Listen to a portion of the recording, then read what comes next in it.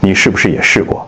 吃完飯2小時一測血糖，那個數字跳得你心驚膽戰，或者明明什麼都沒多吃，早上空腹的血糖值還是比昨天高了那麼一點點，然後你就會忍不住想，我這輩子是不是真的跟正常吃飯4個字再也沒有緣分了？我是慧心醫師，歡迎你來到今天的慧心醫師食療指南。我們不繞彎子，不講大道理。今天我只想安安靜靜地陪着你，用這短短幾分鐘時間，把一個藏在菜市場裡真正的降糖密碼完完整整地交到你手上。而且做法簡單到，哪怕你從來不下廚房，今天看完也能立刻上手。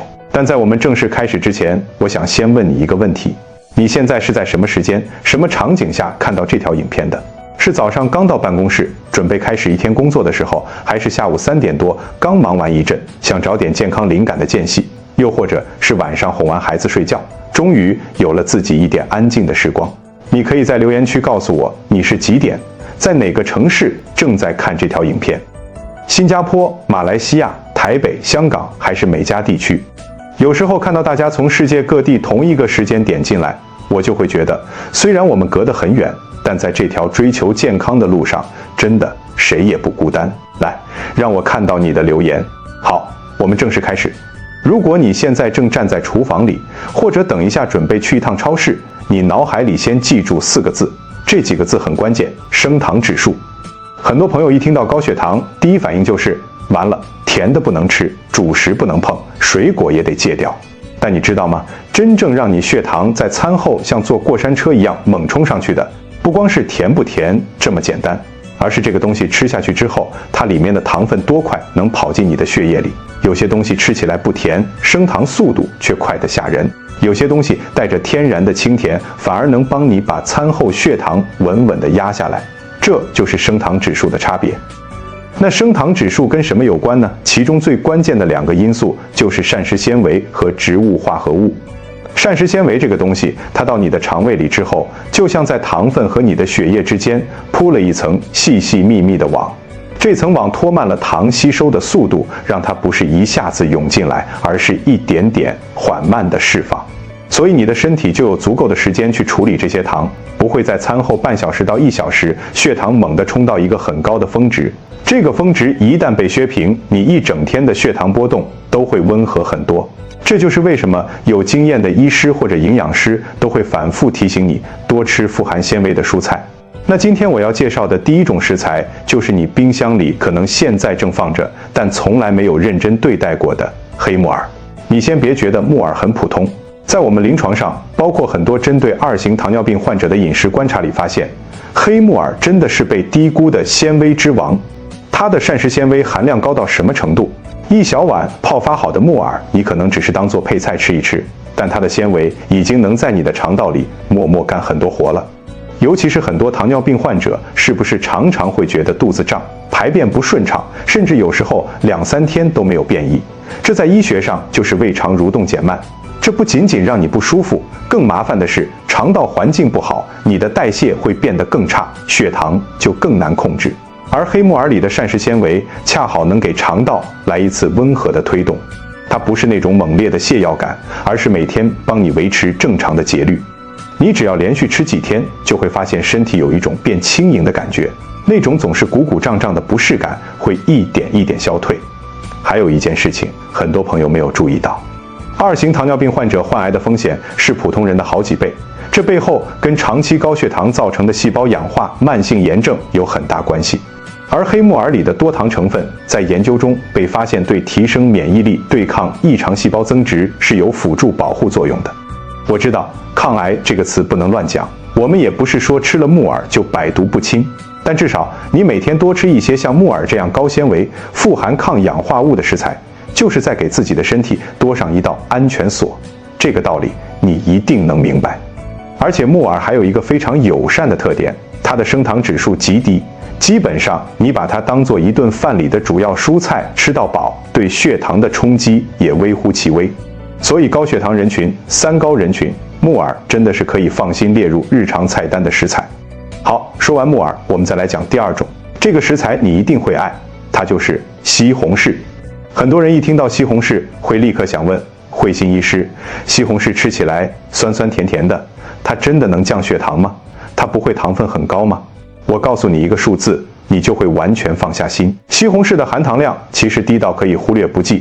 你吃一個中等大小的西紅柿，對血糖的波動基本上就像往湖水裡投了一顆小石子，漣漪都很難看見。不管是血糖控制得不錯的，還是暫時不太理想的朋友，西紅柿都可以放心吃，甚至可以在你嘴饞想吃水果的时候拿來替代。但西紅柿真正厲害的地方，並不是它糖少，而是它身體裡藏着的那一大堆寶貝：番茄紅素、維生素 C、鉀元素，還有各種有機酸。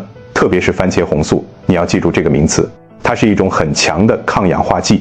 高血糖最可怕的地方，不是血糖數字本身，而是長期高血糖會產生大量自由基，這些自由基會攻擊你的血管壁，傷害你的神經末梢，這才是并發症的根源。而西紅柿裡的番茄紅素就像一個拿着盾牌的衛士，能在血管裡不斷地清除這些自由基，減少它們對你身體的破壞，尤其是對心臟和肝臟的保護非常明顯。我再教你一個小秘訣，很多家庭主婦或主夫都知道，但沒有意識到它的科學原理。西紅柿一定要做熟了吃，而且最好用一點油炒過或煮過，因為番茄紅素是脂溶性的，你用少量的好油去加熱它，它的吸收率能提高好幾倍。你看，我們老祖宗做番茄炒蛋、番茄湯，不知不覺就用对了科學方法。所以等一下我要教的這道湯，也是用油先炒西紅柿，就是為了讓那個番茄紅素完完整整的釋放出來，進到你的身體裡保護你。接下來第三個主角要登場了。一提到它的名字，可能有些人的眉頭就皺起來了，因為它苦，它就是苦瓜。你先別急着皺眉頭，你有沒有聽過一句老話，叫良藥苦口利於病？這句話放在苦瓜身上再貼切不過了。我甚至覺得苦瓜應該換一個名字，叫君子菜。為什麼？因為它雖然自己很苦，但你把它和別的食材一起煮，它從不把苦味傳給別人，別的食材依然保持自己的原味兒，它就這樣默默守住自己的苦，成全別人的鮮。那苦瓜為什麼能降血糖？這裡面有一個非常獨特的物質，叫植物胰島素，或者我們稱它為苦瓜多肽。它是從苦瓜裡面提取出來的一種活性成分，結構和我們人體分泌的胰島素有點像。吃下去之後，它能夠幫助你的身體更有效地利用葡萄糖，讓你的餐後血糖明顯往下走。特別是對於2型糖尿病前期或者初期的人來說，苦瓜的这種輔助降糖作用是非常值得重視的。而且苦瓜還有一個隱藏技能，被很多人忽略了，它可以抑制腸道裡對葡萄糖的吸收。簡單來說，就是你這一餐吃進去的糖，苦瓜會在吸收的關口上幫你擋一下，讓進入血液的糖量減少，速度變慢。這樣一來，你餐後血糖那個峰值就會被壓制住，這對控制一整天的血糖平穩實在太重要了。還有一點，如果你正為體重煩惱，苦瓜也是你的好戰友。它熱量極低，水分和纖維又高，加上那種天然的苦味，其實會悄悄幫你抑制對甜食和高熱量食物的渴望。夏天的時候，很多三高患者特別容易心煩氣躁，而苦瓜性寒，適當吃一點，能清心降火、利水消暑。所以，如果你在熱帶國家或者在夏天正當時令，苦瓜這個時候吃，效果是最好的。它調理血糖，改善糖代謝，同時幫你控制體重，防止餐後血糖飆升，簡直是一舉多得。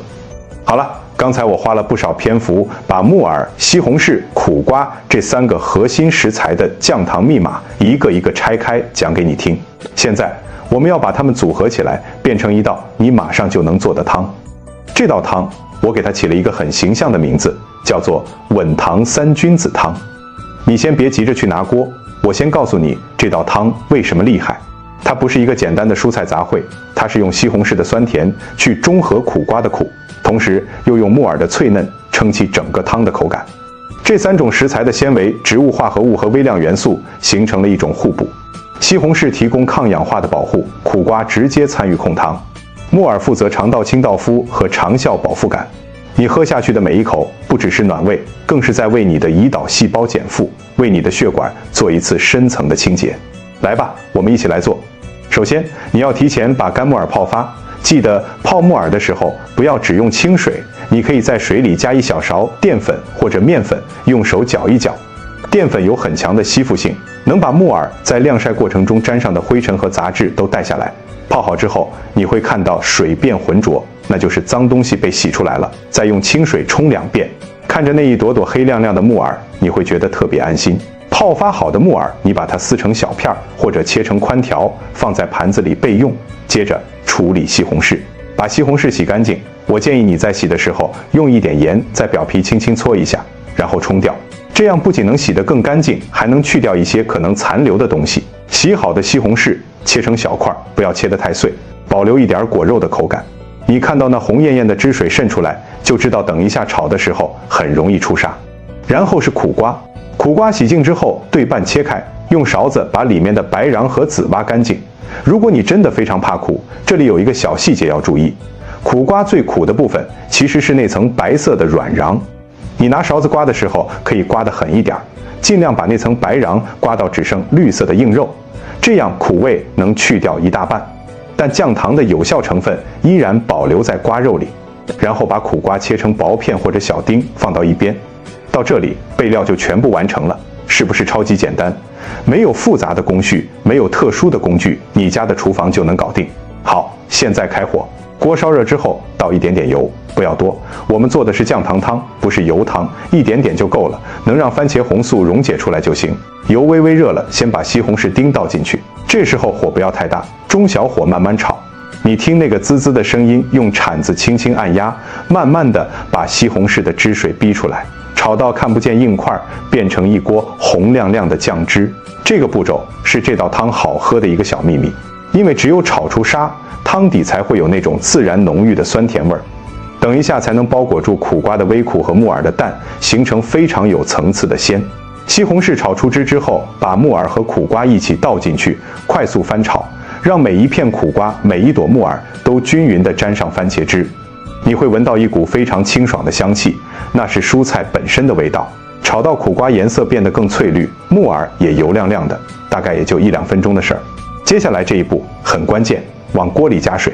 如果你家裡有燒好的開水，加開水是最好的，可以縮短煮的時间，同時保持湯色清亮，不會渾濁。水量沒過所有食材，稍微再多一點，因為等一下我們要喝湯。蓋上鍋蓋，轉中火，讓它咕嘟咕嘟煮5分鐘。